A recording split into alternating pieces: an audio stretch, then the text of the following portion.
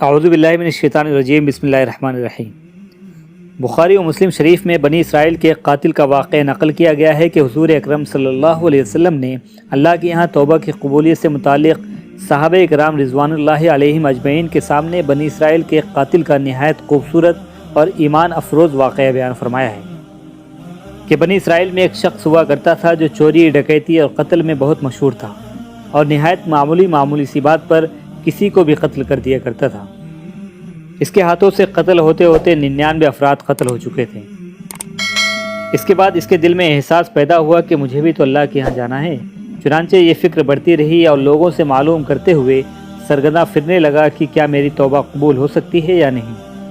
اس کے دل میں کسی عالم شخص سے ملاقات کی فکر ہوئی کہ معلوم کیا جائے کہ ایسے شخص کی توبہ قبول ہو سکتی ہے یا نہیں۔ لوگوں نے اس قاتل کو ایک عابد شخص کے پاس جانے کا مشورہ دیا۔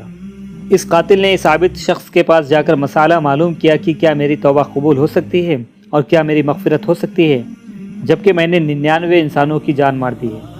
تو اس عابد کو مسئلہ معلوم نہیں تھا، تو اس نے اپنی عقل سے قیاس آرائی کی کہ جو آدمی 99 انسان کی جان لے سکتا ہے، اس کی مغفرت کہاں سے ہو سکتی ہے۔ چنانچہ اس نے کہہ دیا کہ تیری توبہ قبول نہیں ہو سکتی۔ تو اس شخص نے غصے اور جلال میں آ کر اس کو بھی قتل کر کے 100 پورے کر دیے۔ اس نے کہا کہ جب میری توبہ قبول نہیں ہو سکتی تو لاؤ تجھے بھی میں قتل کر کے 100 پورا کر دیتا ہوں۔ چنانچہ اس نے 100 پورے کر دیے، مگر اس کے دل میں یہ خیال باقی رہا کہ میری مغفرت کی کوئی نہ کوئی شکل تو ضرور ہوگی۔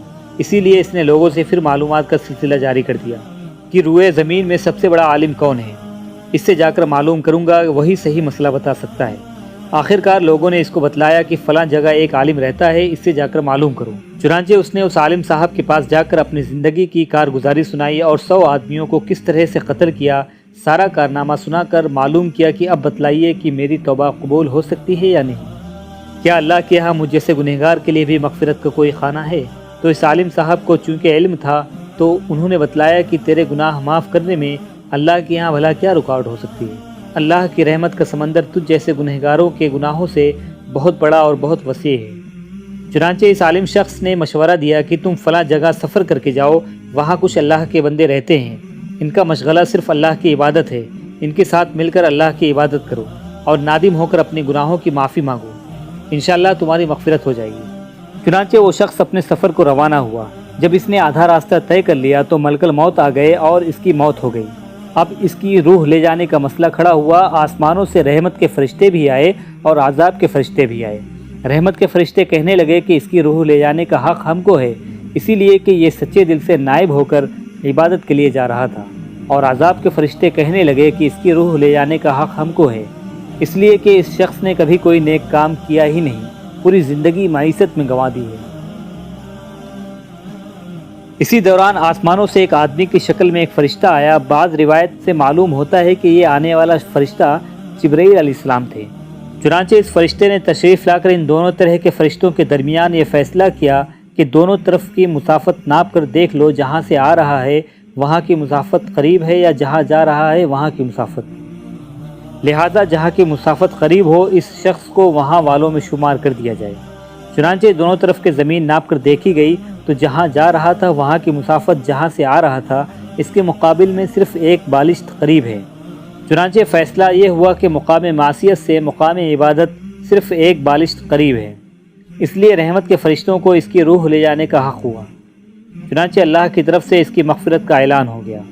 دوستوں، حدیث قدسی میں آتا ہے کہ میں اپنے بندے کے ساتھ اس کے گمان کے مطابق ہوتا ہوں اور وہ مجھے جہاں بھی یاد کرے میں اس کے ساتھ ہوتا ہوں۔ باخدا اللہ تعالیٰ اپنے بندے کی توبہ سے اس سے زیادہ خوش ہوتا ہے جتنی خوشی تم میں سے کسی ایسے شخص کو ہوتی ہے جس کا جانور بیابان میں گم ہو کر پھر اسے مل جائے۔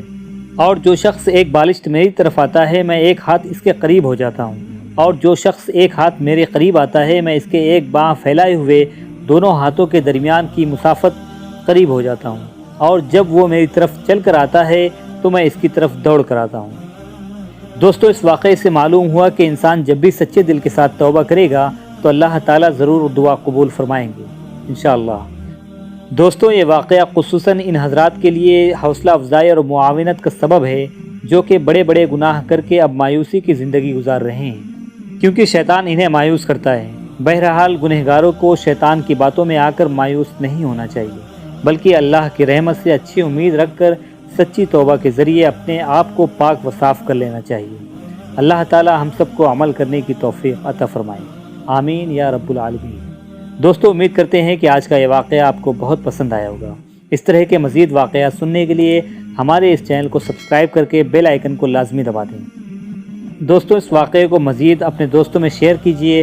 اب میں ملوں گا ایک نئے واقعے کے ساتھ، تب تک کے لیے اپنا اور اپنے گھر والوں کا بہت سارا خیال رکھیے گا۔ اللہ حافظ۔